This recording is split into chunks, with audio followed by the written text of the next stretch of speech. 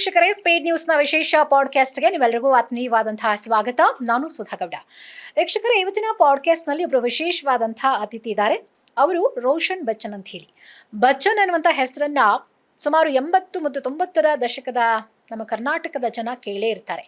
ಯಾಕಂದರೆ ಇಡೀ ಕರ್ನಾಟಕವನ್ನು ಬೆಚ್ಚಿ ಬೀಳಿಸಿದಂಥ ಭೋಗತ ಲೋಕದ ರೌಡಿಯಾಗಿದ್ದಂಥ ಸೈಯದ್ ಅಮನ್ ಅಂತ ಹೇಳಿ ನಾವು ಕರಿತೀವಿ. ಅವರ ನಿಜವಾದ ಹೆಸರು ಅದೇ. ಆದರೆ ಅವರು ಪ್ರಖ್ಯಾತಿಯನ್ನು ಪಡೆದಿದ್ದು ಬಚ್ಚನ್ ಅನ್ನುವಂಥ ಒಂದು ಹೆಸರಿಂದ. ಸೊ ಒಬ್ಬ ರೌಡಿಯ ಮಗ ಅಂತ ಈ ಸಮಾಜ ಕರೆಯುತ್ತೆ. ಸೊ ನಾವು ಕೂಡ ಹಾಗೆ ಕರಿಬೇಕು. ಹಾಗಾಗಿ ಆ ಕಾಲದ ಬಚ್ಚನ್ ಅವರು ಹೇಗಿದ್ರು, ಅವರ ಒಂದು ರೌಡಿಸಮ್ ದಿನಗಳು ಹೇಗಿತ್ತು, ಅವರ ಮಗನಾಗಿ ರೋಷನ್ ಬಚ್ಚನ್ ಅವರು ಬೆಳೆದು ಬಂದ ಹಾದಿ ಹೇಗಿತ್ತು, ಈಗ ಅವ್ರು ಹೇಗಿದ್ದಾರೆ, ಅವರ ತಂದೆಯಿಂದ ಅವರು ಅನುಭವಿಸಿದಂಥ ತೊಂದರೆಗಳೇನು, ತಂದೆಯನ್ನೇ ಫಾಲೋ ಮಾಡ್ತಾರಾ ಅಥವಾ ತಂದೆಯ ಹಾದಿಯನ್ನು ಬಿಟ್ಟು ಅವರು ಬೇರೆ ಹಾದಿಯನ್ನು ಹಿಡಿದಿದ್ದಾರಾ, ಹಾಗಿದ್ರೆ ಅವರ ಮುಂದಿನ ಒಂದು ಫ್ಯೂಚರ್ ಪ್ಲಾನ್ಸ್ ಏನು, ಇದೆಲ್ಲದರ ಬಗ್ಗೆ ಮಾತನಾಡ್ತಾ ಹೋಗೋಣ. ಇವತ್ತು ನಮ್ಮ ಕಾರ್ಯಕ್ರಮದಲ್ಲಿ ರೋಷನ್ ಬಚ್ಚನ್ ಅವರು ಇದ್ದಾರೆ. ಬನ್ನಿ ಅವನ ಕಾರ್ಯಕ್ರಮಕ್ಕೆ ವೆಲ್ಕಮ್ ಮಾಡೋಣ. ಸರ್ ನಮಸ್ತೆ, ವೆಲ್ಕಮ್ ಟು ದ ಶೋ. ಹೇಗಿದ್ದೀರಾ? ಚೆನ್ನಾಗಿದ್ದೀನಿ. ನಾನು ಆಗಲೇ ಹೇಳಿದೆ, ರೋಷನ್ ಬಚ್ಚನ್ ಅಂತ ಅಂದಾಗ ಎಷ್ಟೋ ಜನರಿಗೆ ಪರಿಚಯ ಇರಲಿಕ್ಕಿಲ್ಲ. ಬಚ್ಚನ್ ಅಂತ ಹೇಳಿದ್ದು ನಾನು ಅದಕ್ಕೆ. ಸೊ ಒಬ್ಬ ರೌಡಿ ಮಗ ಅಂತ ನಿಮ್ಮನ್ನು ಗುರುತಿಸಿದಾಗ ನಿಮಗೆ ಸಂತೋಷ ಆಗುತ್ತಾ ಅಥವಾ ದುಃಖ ಆಗುತ್ತಾ? ಯಾಕಂದರೆ ನಾನು ಕೂಡ ಹಾಗೆ ನಿಮ್ಮನ್ನು ಇಂಟ್ರೊಡ್ಯೂಸ್ ಮಾಡಿಸ್ಬೇಕಾಗಿ ಬಂತು. ಸೊ ನಿಮ್ಮ ತಂದೆ ಬ್ಯಾಕ್ಗ್ರೌಂಡ್ ಇರೋದ್ರಿಂದ, ಸೊ ಹಂಗೆ ಕರೆದಾಗ ಆ ಕ್ಷಣಕ್ಕೆ ನಿಮಗೆ ಏನು ಅನ್ಸುತ್ತೆ? ಅಲ್ಲ, ಇದ್ದಿದ್ದು ನಿಜಾನೇ. ರೌಡಿಸಮಲ್ಲಿ ಇದ್ದಿದ್ದು, ಆ ಸಿಚುವೇಶನ್ ತೊಗೊಂಬಂದವ್ರಿಗೆ ನಿಲ್ಲಿಸಿದ್ದು. ಸೊ ಯಾಕಂದರೆ ನಾನಂತ ಆ ಟೈಮಲ್ಲಿ ಇರಲಿಲ್ಲ. ಸೊ ಏನೇನಾಗಿದೆ ಅವ್ರ ಜೊತೆ ಅಗ್ನಿಶೀಧರ್ ಅಂತ ಅವ್ರ ಫ್ರೆಂಡು, ನಮ್ಮ ದೊಡ್ಡಪ್ಪ, ನಾವಪ್ಪ ಹುಡ್ಸಿರ್ಬೋದು, ಸಾಕಿ ಬೆಳೆಸಿದ್ದಲ್ಲ ಅವರೇ ನನ್ನ. ಸೊ ಅದಕ್ಕೆ ಅವರು ಮತ್ತು ನಮ್ಮ ಅಮ್ಮನೇ ಇವತ್ತು ಕಾರಣ. ನಾನು ಸ್ಪೋರ್ಟ್ಸಲ್ಲಿ ಇದ್ದು ಇವತ್ತು ಈ ಲೆವೆಲ್ಗೆ ಇದ್ದೀನಿ ಅಂದರೆ ಅವರೇ ಕಾರಣ. ಸೊ ಅವರಿಬ್ಬರು ಜೊತೆಲಿ ಇದ್ದಾಗ ಶ್ರೀಧರ್ ಬಚ್ಚನ್ ಅಂತಾನೆ ಎಲ್ಲ ಕಡೆ ಫೇಮಸ್ ಆಗಿರೋದು. ಅಗ್ನಿ ಶ್ರೀಧರ್ ಹಾಗೆ ಬಚ್ಚನ್ ಅವರು ಸಿಕ್ಕಾಪಟ್ಟೆ ಆತ್ಮೀಯರು ಅಂತ ಹೇಳಿ ಕೇಳ್ಪಟ್ಟಿದೀವಿ. ಸೊ ಅವ್ರ ಬಗ್ಗೆ ಹೇಳಿ ಸರ್. ಮೊದಲಿಗೆ ನಿಮ್ಮ ಬಗ್ಗೆ ಜನರಿಗೆ ಗೊತ್ತಿಲ್ಲ, ಬಚ್ಚನ್ ಅವ್ರ ಮಗ ಎಲ್ಲಿದ್ದಾರೆ, ಏನು ಮಾಡ್ತಿದ್ದಾರೆ ಅಂತ ಹೇಳಿ ಗೊತ್ತಿಲ್ಲ ಜನರಿಗೆ. ಸೊ ನಿಮ್ಮ ಬಗ್ಗೆ ನಾವು ಆಮೇಲೆ ಮಾತನಾಡೋಣ. ಫಸ್ಟ್ ನಿಮ್ಮ ತಂದೆ ಮತ್ತೆ ಅಗ್ನಿ ಶ್ರೀಧರ್ ಅವರ ಬಾಂಡಿಂಗ್ ಹೆಂಗೆ ಶುರುವಾಯಿತು ಅಂತ ನೀವು ಕೇಳ್ಪಟ್ಟಿರೋ ಥರ. ಕೇಳ್ಪಟ್ಟಿದ್ಮೇಲೆ ಅವ್ರು ಬುಕ್ಸು ಬರ್ತಿದ್ದಾರೆ, ದಾದಾಗಿರ ದಿನಗಳು ಬುಕ್ಸ್ ಬರ್ತಿದ್ದಾರೆ. ಆಮೇಲೆ ಇಂಗ್ಲೀಷಲ್ಲಿ ಮೈ ಡೇಸ್ ಬ್ಯಾಕ್ ಇನ್ ಅಂಡರ್ವರ್ಲ್ಡ್ ಮತ್ತು ಗ್ಯಾಂಗ್ಸ್ಟರ್ಸ್ ಗೀತಾ ಅಂತ ಬರ್ತಿದ್ದಾರೆ. ಸೊ ಇದೆಲ್ಲ ಬುಕ್ಸ್ ಎಲ್ಲ ಬರಿತಾಯಿದ್ರು. ಬರೀದ್ಮೇಲೆ ಒಂದು ಪಿಕ್ಚರು ಮಾಡೋದು ಆ ದಿನಗಳು ಅಂತ. ಸೊ ಅಲ್ಲಿಂದಾನೇ ಸ್ಟಾರ್ಟ್ ಆಗಿದ್ದು. ನೀವು ಸಿನಿಮಾ ನೋಡಿದ್ಮೇಲೆ ನಿಮಗೆ ನನ್ಗೆ ಗೊತ್ತಾಗಿದ್ದು. ಆಮೇಲೆ ನಾನು ಕ್ವಶನ್ಸ್ ಮಾಡೋ ಸ್ಟಾರ್ಟ್ ಮಾಡಿದೆ, ಹೆಂಗೆ ಏನು. ಯಾಕೆ ಅವಾಗ 10th ಇದ್ದೆ ನಾನು. ಆ ದಿನಗಳು ಸಿನಿಮಾ ಬಂದಾಗ ನಾನು 10th ಇದ್ದೆ. ದೊಡ್ಡಪ್ಪನ ಮಕ್ಕಳು ಸ್ವಲ್ಪ ದೊಡ್ಡವರಿದ್ರು, ನಾನು ಚಿಕ್ಕವನು ಅವ್ರ ಇದರಲ್ಲಿ. ದೊಡ್ಡಪ್ಪ ಅಂದ್ರೆ ಯಾರು? ಅಗ್ನಿಶೀಧರ್. ದೊಡ್ಡಪ್ಪ ಅಂತ ಯಾಕೆ ಕರಿತೀರಿ ಅವ್ರನ್ನ? ಚಿಕ್ಕ ವಯಸ್ಸಿಂದ ಬೆಳೆಸಿ ಒಂದೇ ಮನೇಲಿ ಇರೋದು ನಾವು. ಯಾಕೆ ಈ ಪ್ರಶ್ನೆ ಕೇಳಿದೆ ಅಂದ್ರೆ, ನೀವ್ರೊಂದು ದೊಡ್ಡಪ್ಪ ಅಂದ್ರೆ ಅಗ್ನಿ ಶ್ರೀಧರ್ ಅವರು ಬಚ್ಚನ್ ಅವ್ರ ಅಪ್ಪ ಅಂತ ತಿಳ್ಕೊಂಡ್ಬಿಡ್ತಾರೆ. ಅಂದ್ರೆ ನಿಮ್ ಬಾಂಡಿಂಗ್ ಆ ಮಟ್ಟಿಗೆ ಇದೆ. ಹೌದೌದು, ಚಿಕ್ಕ ವಯಸ್ಸಿನ ದೊಡ್ಡಪ್ಪ ಅಂತಾನೆ ಹೇಳ್ಕೊಂಡ್ ಬಂದಿದ್ದು. ಇವಾಗ್ಲೂ ಅಷ್ಟೇ, ಚಿಕ್ಕ ವಯಸ್ಸಿಂದ ಒಂದೇ ಮನೇಲಿ ಇದ್ದು ಬೆಳೆದು ಅವ್ರಬ್ಬ ನಾವು ಸೆಲೆಬ್ರೇಟ್ ಮಾಡಿ, ನಮ್ಮಬ್ಬ ಅವರೆಲ್ಲ ಸೆಲೆಬ್ರೇಟ್ ಮಾಡಿ ಹಿಂಗೆ ಬೆಳೆದಿರೋದು. ಇವಾಗ ಈ ತರ ಫುಲ್ ಚೇಂಜಸ್ ಆಗ್ಬಿಟ್ಟಿದೆ ಸಮಾಜ.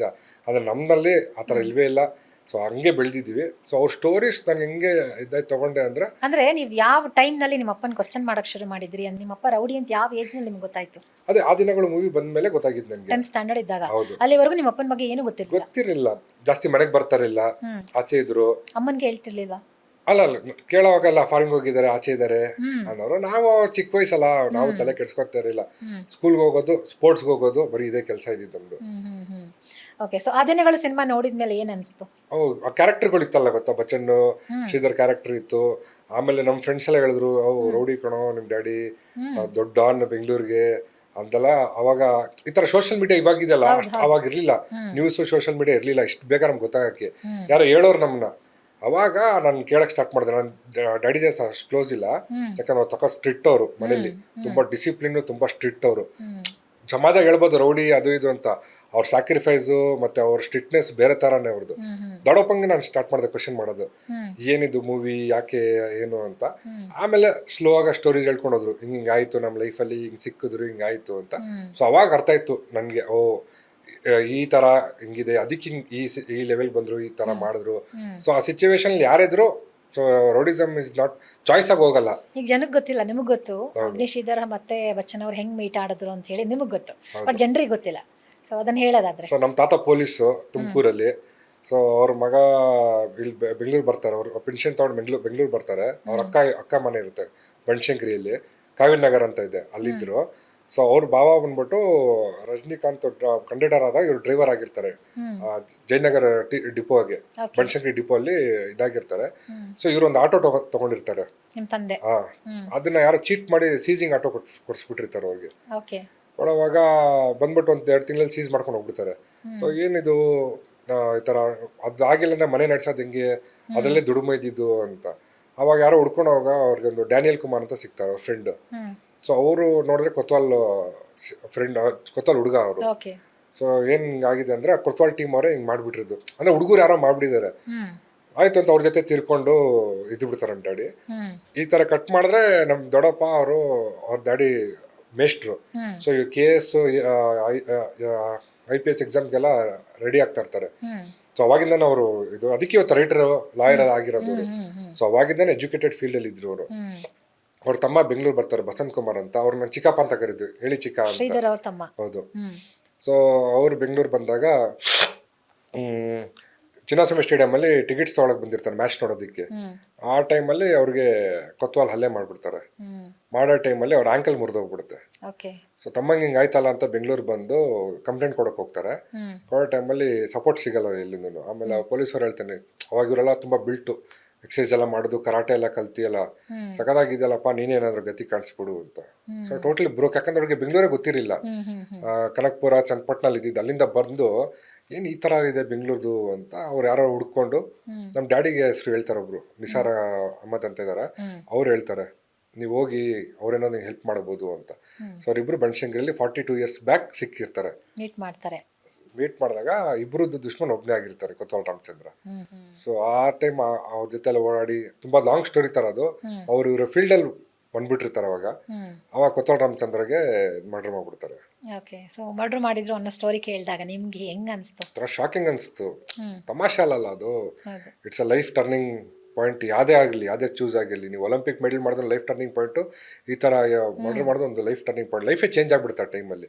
ಸೊ ಆ ಸಿಚುವೇಶನಲ್ಲಿ ನಂಗೆ ಆಗ್ಬಿಟ್ಟು ಆಮೇಲೆ ಅವ್ರಿಗೆ ಜಯರಾಜ್ ಸಿಕ್ಕಿದ್ರು, ಆಮೇಲೆ ಅವ್ರಿಗೆ ಆಯಿಲ್ ಕುಮಾರ್ ಸಿಕ್ಕಿದ್ರು, ಮುತ್ತಪ್ಪರ ಸಿಕ್ಕಿದ್ರು. ಹಿಂಗೆ ಲೈಫ್ ಅದರಲ್ಲೇ ಕಂಟಿನ್ಯೂ ಆಗಿ ಸೋ ಮೆನಿ ಇಯರ್ಸ್ ಅವರು ಅದರಲ್ಲೇ ಓಡಾಡ್ತಾ ಇದ್ರು. ಓಕೆ. ಅಂದ್ರೆ ನೀವು ಈ ಸ್ಟೋರಿ ಗೊತ್ತಾದ ಮೇಲೂ ಕೂಡ ನೀವು ನಿಮ್ಮ ತಂದೆನೇ ಕ್ವಶನ್ ಮಾಡಲಿಲ್ಲ, ನಿಮ್ಮ ದೊಡ್ಡಪ್ಪನಂದನೇ ತಿಳ್ಕೊಂಡ್ರಿ ಎಲ್ಲ? ಡ್ಯಾಡಿ ಅದಕ್ಕೆಲ್ಲ ಆನ್ಸರು ಮಾಡಲ್ಲ, ಅವ್ರು ಜಾಸ್ತಿ ಮಾತಾಡೋದಿಲ್ಲ. ಅವ್ರು ತುಂಬಾ ಸ್ಟ್ರಿಕ್ಟ್. ಅವರು ಯಾವುದಕ್ಕೂ ಮಾತಾಡೋದು ತುಂಬಾ ಈಸಿ, ಯಾರಿಗೂ ಬಿಟ್ಕೊಡಲ್ಲ ಅವರು. Very strict. ಬೆಳಿಗ್ಗೆ ಎಕ್ಸಸೈಸ್ ಮಾಡೋದು, ಊಟದಲ್ಲಿ ಅವ್ರ ಆ ಥರ ತುಂಬಾ ಸ್ಟ್ರಿಕ್ಟ್ ಪರ್ಸನಾಲಿಟಿ ಅದು. ಸೊ ಮನೆಗೆ ಟೈಮ್ಗೆ 10 ಗಂಟೆ ಬಂದ್ಬಿಡ್ಬೇಕು ಮನೆಗೆ. ಸೊ ಆ ಥರ ಅವರು ಅವಾಗಿಂದನೂ ಅಷ್ಟೇ ತುಂಬಾ ಒಂಥರ. ಅಂದ್ರೆ ಭಯ ಆಗ್ತಿತ್ತಾ ನಿಮ್ಮ ತಂದೆ ನೋಡಿದಾಗ? ಭಯ ಇಲ್ಲ, ತುಂಬಾ ಫ್ರೆಂಡ್ಲಿ. ಟ್ರಿಪ್ಸ್ ಕರ್ಕೊಂಡು ಹೋಗೋರು, ಏನೇ ಆದ್ರೂ ಆಟ ಆಡೋರು, ಅದೆಲ್ಲ ಫ್ರೆಂಡ್ಲಿ ಆಗಿದ್ರು. But discipline wise very. ಇವತ್ತು ಅಷ್ಟೇ ನಾನು ಒಂದೊಂದ್ಸತಿ ಸ್ಪೋರ್ಟ್ಸ್ ಪರ್ಸನ್ ಆಗಿ ಈ ಕಡೆ ಆ ಕಡೆ ಸ್ವಲ್ಪ ಇದಾಗ್ತೀನಿ. ಅವ್ರು ಸ್ಟ್ರಿಕ್ಟ್ ಅಂದ್ರೆ ಹಂಗೆ ಅದರಲ್ಲೇ ಇರ್ತಾರೆ ಅವರು. ಇದೇ ಟೈಮ್ಗೆ ಎದ್ದೊಳ್ಬೇಕು, ಇದೇ ಟೈಮ್ ಮಲಗಬೇಕು, ಇದೇ ಊಟ ಮಾಡಬೇಕು. ಸೊ ಆ ಸ್ಟ್ರಿಕ್ಟ್ನೆಸ್ ಇದೆ ಅವ್ರದ್ದು. ಇವತ್ತಿಗೂ ನಿಮ್ಗೆ ಅವ್ರನ್ನ ಧೈರ್ಯ ಮಾಡೋ ಇದಿಲ್ಲ, ಪ್ರಶ್ನೆ ಮಾಡೋ ಧೈರ್ಯ ಇಲ್ಲ? ಅಷ್ಟು ಫ್ರೆಂಡ್ ಆಗಿಲ್ಲ ಆ ಪ್ರಶ್ನೆ ಮಾಡೋದಕ್ಕೆ. ದೊಡ್ಡಪ್ಪ ಎಲ್ಲ ಆನ್ಸರ್ಸ್ ಹೇಳಿದ್ರಲ್ಲ, ಸೊ ಅಲ್ಲೇ ತಿಳ್ಕೊಂಬಿಟ್ಟೆ. ಆಮೇಲೆ ಅವ್ರು ಸ್ವಲ್ಪ ಮಾಡಿರೋ ಸ್ಯಾಕ್ರಿಫೈಸ್ಗಳು, ಅವ್ರಿಗೂ ನಮ್ಮ ಫ್ಯಾಮಿಲಿನ ತಗೊಂಡು ನಡೆದಿದ್ದು, ಅದೆಲ್ಲ ನೋಡ್ಬಿಟ್ಟು ನನಗೆ ಅವ್ರ ಮೇಲೆ ತುಂಬಾ ಒಂಥರ ರೆಸ್ಪೆಕ್ಟ್ ಬಂತು. ಆಮೇಲೆ ಯಾಕಂದ್ರೆ ಅವ್ರ ಅಕ್ಕಂಗೆ ತುಂಬಾ ಇಷ್ಟಪಡ್ತಾ ಇದ್ರು ಅವರು. ಅವ್ರ ಅಕ್ಕ ಒಂದ್ ಕಡೆ ಹೇಳ್ತಾರೆ, ಒಂದೊಂದು ಮನೆಗೆ ಹೋಗ್ತಿದ್ದೀನಿ ಅಕ್ಕಪ್ಪ, ಮನೆ ಪಕ್ಕ ಫ್ಯಾಮಿಲಿಗೆ ಮನೆ ಕಟ್ಸಿ, ನೀನ್ ದೊಡ್ಡ ಮನುಷ್ಯ ಆದ್ರೆ ಈ ತರನೇ ಫ್ಯಾಮಿಲಿನ ನೀನು ಇಟ್ಕೊಂಡಿರ್ಬೇಕು ಅಂತ. ಈ ಸ್ಯಾಕ್ರಿಫೈಸ್ ಎವ್ರಿಥಿಂಗ್. ಒಂದು ಒಳ್ಳೆ ಕಾರಲ್ಲಿ ಓಡಾಡಲ್ಲ, ಎಲ್ಲೂ ಟ್ರಿಪ್ಸ್ ಹೊಡೆಯೋದು, 5 ಸ್ಟಾರ್ ಹೋಟ್ಲಿಗೆ ಹೋಗೋದು, ಆ ಥರ ಎಲ್ಲ ಏನು ಮಾಡೋದೇ ಇಲ್ಲ ಅವರು. ನನಗೆ ಒಂಥರ ಬೇಜಾರಾಗುತ್ತೆ, ಎಲ್ಲದೊಂದು ಟ್ರಿಪ್ ಮಾಡ್ಕೊಂಬ ಅಂತೆ. ಏನಕ್ಕೆ ಟ್ರಿಪ್ಪು? ಅದೇ ಬೆಟ್ಟಗಳು, ಅದೇ ರೋಡು, ಅದೇ ಊಟ. ಅವ್ರಿಗೆ ಇಷ್ಟನೇ ಎಲ್ಲ ಎಲ್ಲೂ ಹೋಗೋದು, ಒಂದೇ ಕೆಲಸ ಮಾಡ್ತಾ ಇರ್ತಾರೆ. 3 ತಿಂಗಳು ಬುಕ್ ಓದೋದು ದೊಡ್ಡಪ್ಪ, ಪಿಕ್ಚರ್ ನೋಡೋದು, ಇಲ್ಲ ಕ್ರಿಕೆಟ್ ನೋಡೋದು, ಈ ಥರ. ಇವರು ಬಿಸ್ನೆಸ್, ರಿಯಲ್ ಎಸ್ಟೇಟ್ ಏನಿದೆ ಅದೇ ಮಾಡ್ಕೊಂಡಿರ್ತಾರೆ. ಸೊ ಇವತ್ತು ಅವ್ರ ಅಕ್ಕ ತೀರ್ಕೊಂಡ್ಬಿಟ್ರು ಅಂತ ಅಕ್ಕಂಗೋಸ್ಕರ ಅಪಾರ್ಟ್ಮೆಂಟ್ ಕಟ್ಟಿ ಅಕ್ಕನ ಮಕ್ಳಿಗೆಲ್ಲ ಅಪಾರ್ಟ್ಮೆಂಟ್ ಕೊಟ್ಟಿದ್ದಾರೆ. ಎಲ್ಲೂ ಹೇಳ್ಕೊಡೋದಿಲ್ಲ, ನನ್ಗೆ ಹೇಳಿದ್ರೆ ಎಲ್ಲೂ ಹೇಳ್ಬೇಡ ಅಂತ. ಆದ್ರೂ ನಮ್ ಫೀಲಿಂಗ್ ಅಲ್ವಾ, ಏನಪ್ಪ ಈ ಕಾಲದಲ್ಲಿ ಥರ ಮಾಡ್ತಾರ ಅಂತ 18 ಮನೆ ಕರ್ಸಿ ಅವ್ರ ಫ್ಯಾಮಿಲಿ ಮೆಂಬರ್ಸ್ಗೆ ಕೊಟ್ಟಿರೋದು ಅವರು, ನಮ್ಮ ಅಕ್ಕನ ಇದರಲ್ಲಿ ಅಂತ. ಸೊ ಆ ಸ್ಯಾಕ್ರಿಫೈಸ್ ನೋಡಿ ನನಗೆ ಸಖತ್ ರೆಸ್ಪೆಕ್ಟ್ ಬಂದ್ಬಿಡ್ತು ಅವ್ರ ಮೇಲೆ.